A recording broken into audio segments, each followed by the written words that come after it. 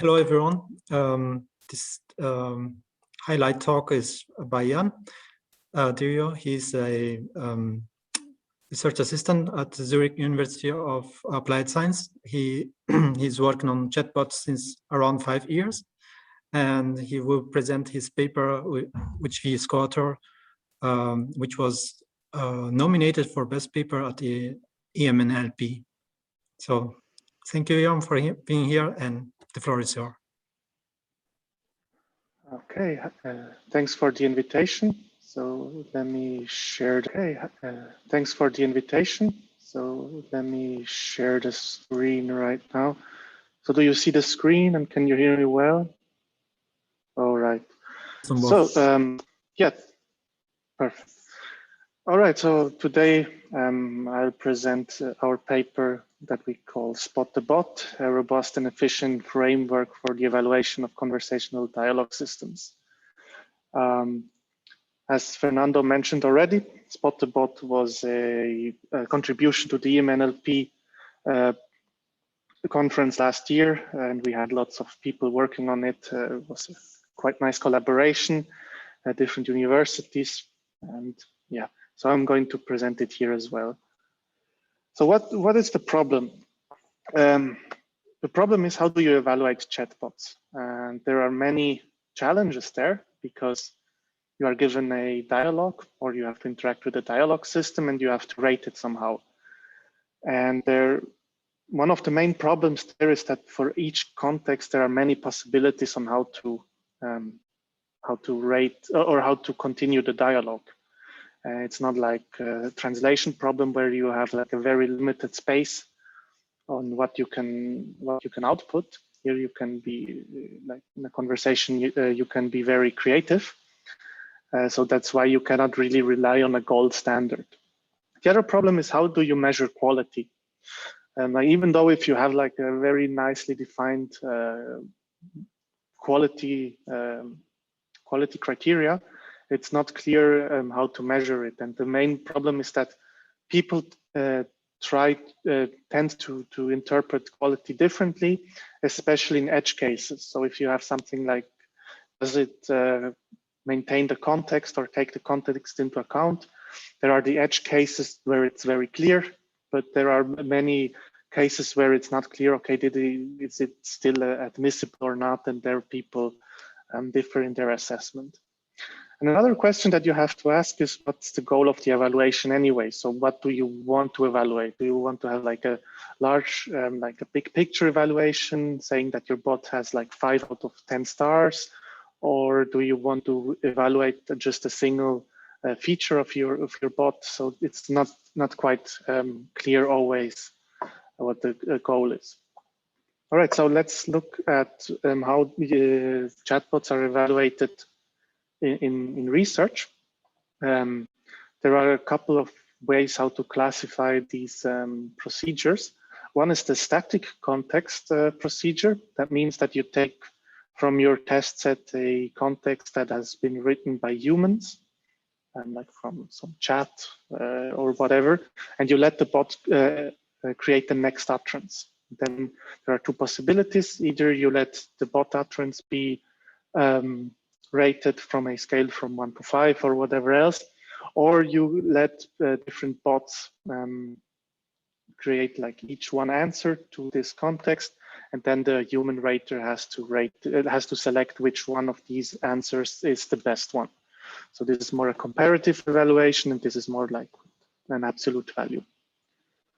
The main problem here is that even though it's quite cheap to do, you don't really measure the performance of the bot over time. So you just have like one utterance of the bot, but you don't know how it behaves if it has to create or to talk over multiple turns. And this is the idea of the dynamic context evaluation. You have like in most cases, you have a human talking to the bot, and that creates a dialogue. And then there are two possibilities. Either you let the user itself rate the bot. It says, okay, this conversation I rated 4 out of 5 stars, or you show the transcript to a bystander, and you let the bystander rate the conversation. there are different pros and cons to these methods, but one of the main problems with the dynamic context is that you have to train the humans to use your bot. And also sometimes if you just do it in a, let's say, wild Western way, you get like very badly rated dialogues. You have like here low quality dialogue where they just say bye bye, hello, okay, and he writes it 5 out of 5. The user, and you have a dialogue here that is quite nice, and he just writes it 4 out of 5. So these two users are, of course, different users, but the ratings are not consistent. So that's quite a problem here. All right, so again, the main issues put together. So in the static context, you have no multi-turn bot behavior. The dynamic context is, of course, very costly because you have to let humans talk to the bot. So each conversation takes around a couple of minutes, which you have to pay the humans for, except if you do it in a Wild West way, where you just deploy your bot, but then you have low quality dialogues. And it's hard also to compare the two bots. So if you have this example here, you don't know how do you compare these two bots. Here you can, of course, average the scores, but you don't have a direct comparison as you had in one of the scenarios with the static context. All right, so Spot the Bot sort of tries to put everything a bit together. In our setting, we let two bots talk to each other. Now, that's two different bots in most cases, so don't do self-talk as suggested by other papers. And then the transcript is read by a human bystander, and he's rating it. If he thinks for each participant, he has to rate, okay, this participant number 1 is a human, participant number 2 is also a human, or it's a bot and a bot, or a human and a bot talking to each other. So he has to rate each entity in the conversation as either a human or a bot. And the idea here is that you get a direct comparison, because if in a conversation, one entity is rated as a human and the other one is rated as a bot, then you can say that the bot that has been mistaken by a human is better than the other one. So you can create lots of conversation for each pairs of bot in your pool, and then you can create a ranking of these bots. And the main observation here, because it resembles a bit the Turing test where you let humans interact with the bot and they have to decide, okay, I talk to a human or I talk to a bot. Here we have more of a lightweight version of that. However, we noticed that most of the bots that we are looking at, they will eventually be exposed as bots. So we also ask the question of which bot can survive the longest. So which bot can maintain a quality of conversation that for how long, for the longest time, that can mimic human behavior. So we have these two things that we can measure. So the overview again here, we have a bot-to-bot conversation. We show the conversation at different points in time to our annotators. So here, in this case, it sees that after 2 exchanges, then he rates both as still unsure. And after 3 exchanges, he rates the first bot as human and the other one as bot. And after 5 exchanges, it's obvious that both bots are actually bots, so they are both rated as bots. And then you can do 2 things. You can say, okay, bot, the blue bot here won because he was able to maintain his botiness, the human likeness the longest. And the survival here, he survives longer than the other one. Or you can say he survives for 3 exchanges, the other one just for 2. So we tested our method on 3 different domains. These 3 are quite well used in the community, especially the persona chat is very well known. And for each of these domains, we trained a pool of bots, or we just reused some bots where the authors were nice enough to let us use them. Here we used like trained different GPT models. Here for the empathetic dialogue and persona chat, we used the Blender model, which is released by Facebook. and is, I think, at the moment one of the best chatbots out there. Then we used also bots in the persona chat from other, like from a shared task, which are also very good bots. So it's not the case that you have like just crappy conversations. You have actually surprisingly good conversations, and that's because in the last few years we had like a very steep increase in the quality of the bots. So the first, say, product of our evaluation is the ranking. So because for each bot pair we sample 45 dialogues, and we define this very simple win function. So for each annotation, we look, okay, human is better than unsure, and unsure is better than bot. And then we just define the win rate, which is defined as the number of times that bot I won against bot J, divided by the number of times that I won against J and J won against I. You see that we ignore the draws because there are many instances where there is a draw. It makes just the results more significant. Then there are different ways you can create the ranking. You can just rank by win rate. You can just by average win rate, or you can rank, or you can use bootstrap sampling or true skill. There are many ways that you can rank these. And here you can see for each domain, we have like the pairwise win rates, like in this case, GPT won in 67% against BERT rank. And here Blender wins in 95% against this guy here. And then in here at the left-hand side, you see the win ranges. This is from the bootstrap sampling, which gives you, looks at how significantly in which range the bot lands in.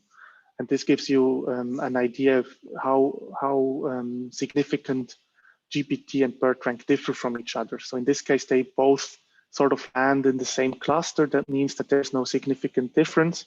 However, they are better than this guy here and this guy here. Yeah. Second thing is the survival analysis. So the survival analysis gives you a way of measuring at each point in time the probability that the bot survives. Surviving means that it's not rated as a bot. And here we can also look at the human ratings. So we also added human conversations there, like as a sort of, how should I say, a sort of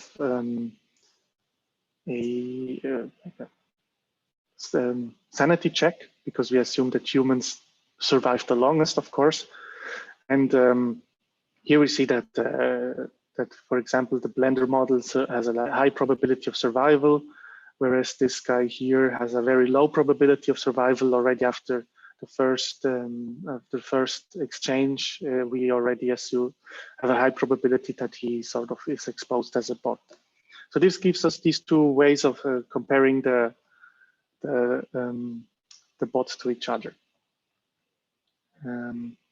We can also look at the fooling rates. So we can also look at in how many percentage times for each segment the bot has been rated as a bot. Of course, the humans have been rated as humans most often, but you can see here that the Blender bot is also very high. So in this case here, after 3 segments in 60% of the time, it's still rated as a bot, in contrast to the other systems. So that's really shows that this bot is of quite high quality.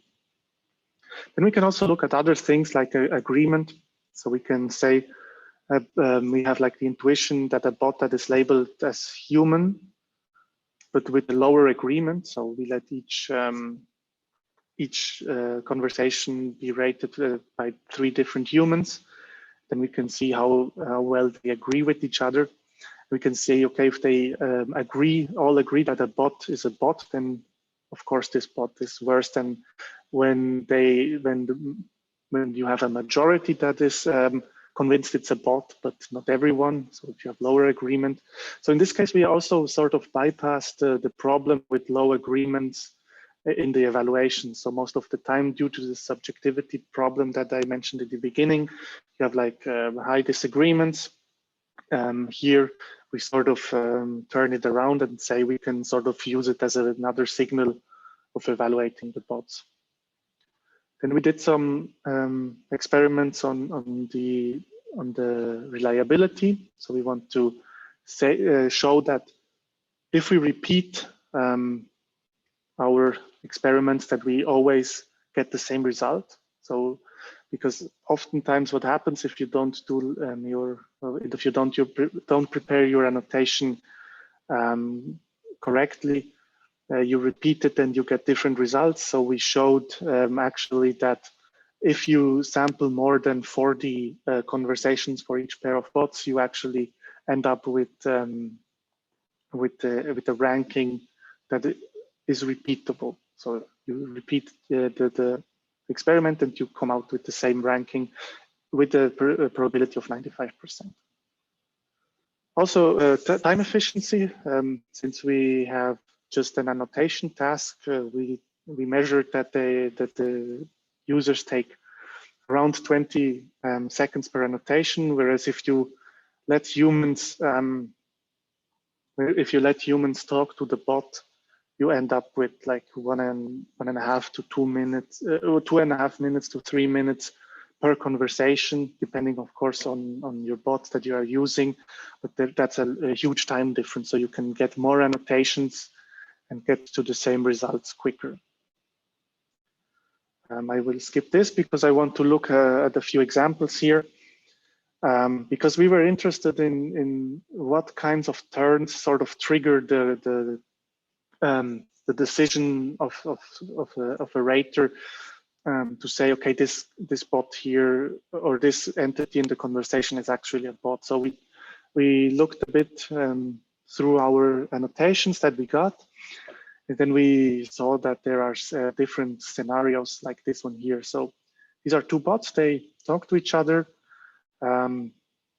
So they do a bit of small talk. He asks him, what do you do for a living? So this guy here is doing a master degrees, and then he asks, what do you do for school?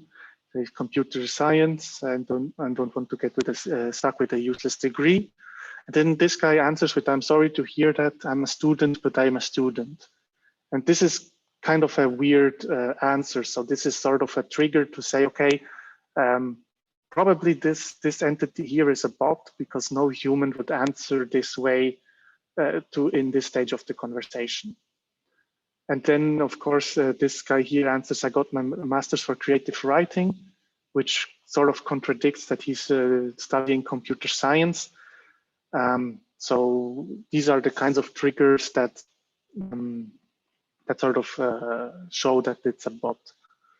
The second one is another kind of example. So they, again, sort of do some small talk. And this guy here then says, I love reading and listening to music. And this guy here gives a bit of a strange answers. Me too, I love technology. I wish I would never die. I want to free die forever. Okay. But then the answer of this guy here is, I have a lot of friends, but they are always trying to get me to read. Per se is already a very weird thing to say, because I've never heard of friends that force you to read. But also, I would have expected a different answer to this utterance here. And then again, he sort of says something out of context, and he answers, I'm a reader. But like if you read his previous utterance, you would think that he's actually not a reader, or his friends have convinced him to read. It's kind of a weird thing to say. And this is here we have another example. So they are talking about going to the movie, and he says, okay, thanks, I'm going to the movie soon. That's good. I'm going to a movie with my friends and family. Sounds like a good thing. It is. I'm going to a movie with my friends and family. So after 3 times, you sort of notice that this guy here either is so super excited about going to a movie with my family and friends, or that he's actually a bot. So I would think that he's a bot, because no one is so excited to go to a movie when chatting, but I don't know. And the last thing, here again, a bit of small talk, and then he says, I work at a fast food restaurant, so no McDonald's for me. So okay, that makes sense. Maybe if you work too long at the fast food restaurants, you don't want to eat at McDonald's because you have seen what goes on there. Then this here is his answer. My day is great. I love pizza myself. So this is already a bit weird because he said there is no fast food. So this sounds like an agreement, but okay. He asks, where do you work? And the answer is, I do not work. I stay home with the kid, which contradicts his previous utterance that he's working at McDonald's or at a fast food restaurant. So you see that these are not things that are very obvious, where you can sort of write the regex rule and say, okay, this is a bot and this is a human behavior, but it's very subtle. And these kind of subtleties sort of make it very hard to evaluate bots in some cases. It also make the training of bots very hard, because it's not clear how you would find these kind of turns also automatically and punish them somehow.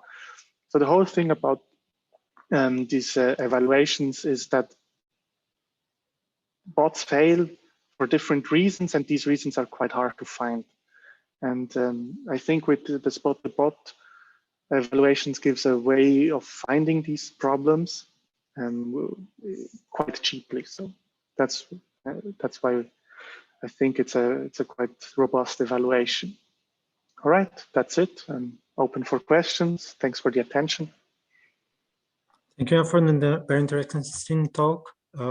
Yeah, please ask your questions, else I will do mine.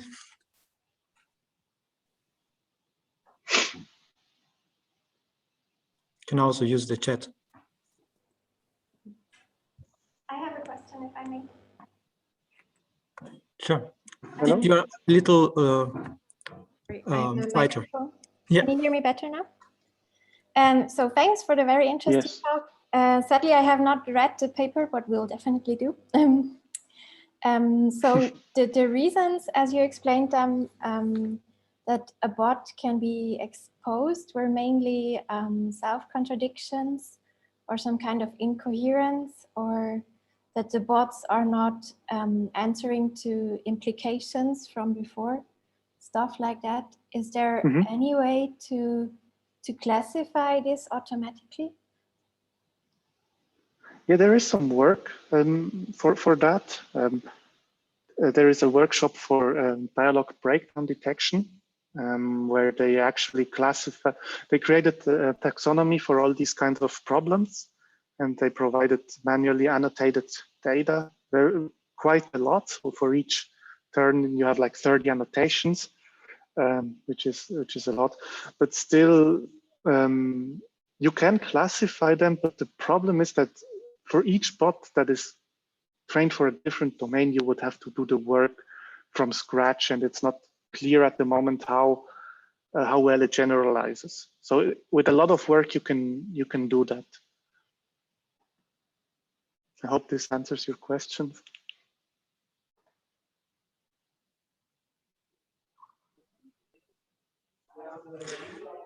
I wonder also how much human annotations do they have to grade there? Is it a 1/6 or a fraction, or is really half of the annotation? So it's more fair to know it is not a bot.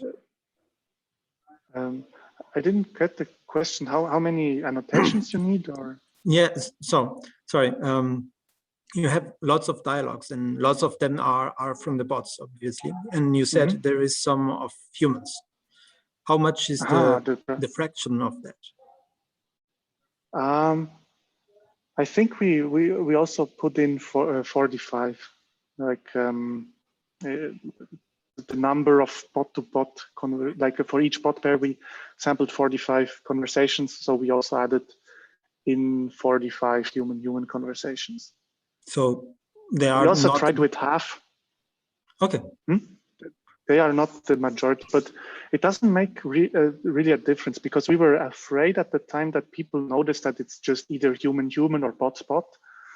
But we noticed, like, over time, like we tracked each annotator over time, and we didn't notice that the annotations were either human-human or bot-bot. So over time, it's still the same distribution of sometimes human-bot or bot-human than at the beginning. And also, I think, but we didn't test it, I think we could also get away with just adding bot-to-bot conversations and not having human-humans. But however, on the other hand, adding human-human conversations gives us the ability to rate the annotators, because if we have lots of annotators or one annotator that always misclassifies humans as bots, we can sort of, and others don't, we can sort of say, okay, this annotator is quite bad, and we can ignore his ratings. Also, on the other hand, if like we have like a coherent thread of annotators that mistake humans for bots, we can say, okay, probably the human-human conversations are of low quality. It's quite hard it gives us a bit of more ways to sort of play with the annotation procedure. Do you have any estimation when the Turing test will be really outdated? I mean, at the moment that there is some bots that are consistent on Bitinit, but they have some child persona. So in your setting where the domains and the dialogues were quite adult. Yeah, that's a hard question. Maybe, I don't know how you, it's still hard to sort of come up with ways of measuring intelligence, because that was the main idea of the Turing test. How can you measure if something is intelligent? And the Turing test is heavily criticized. So because there are lots of flaws within it for it. So you can say that's already obsolete. But I think the general idea of having something that or measuring it with how well can you interact with the system, and it gives you the feeling that it's a human, I think as a basis for doing evaluation, I think it's not a bad idea. Maybe saying it's the be all end all thing, I would say it's obsolete already, because there are other things you can look at, or you have to go further than just the Turing test probably. I mean, even if you want to measure the intelligence of us humans, we have a whole system of school that goes on for almost 20 to 30 years to improve and measure our intelligence. So, yeah. Indeed. Do you have a follow-up question? Do you have any idea what else would need to be measured? Other than not being recognized? I'm sorry, I didn't hear the question. My internet sort of froze for a moment. It's also my audio. Okay. Do you have any idea what other criteria would need to be measured for bots other than not being exposed as bots? It depends really on the use case, because this is just chatbots that we are looking at. But one other thing that people are looking at is just engagingness. So if you are a company and you want, for example, Facebook is quite heavy on that, but also the Microsoft bot, they look at how engaging is your bot. And that's an easier measurement. You can just measure the number of turns before people are annoyed. But that's sort of, you need to have people that are using your bot by their own will and not having to pay them from Amazon Mechanical Turk. So then you can measure, okay, this bot has like, at the beginning, we had an average of 10 exchanges before the user got bored, but now each conversation takes 30, 40 turns, and the user comes back every time. So you have like this way of engaging us. Other things are like for task-oriented system that are specifically built for example, getting a ticket from the SBB shop or whatever. There you can measure the task success or the number of steps it takes to get to the task. So there are lots of different things you can measure. Yeah. Yeah. Sorry, Jan. I need to interrupt you. We need to go to the next event because of the networking. So they are expecting us. Thank you again for the talk and answering. And yeah, see you soon. Thank you. See you.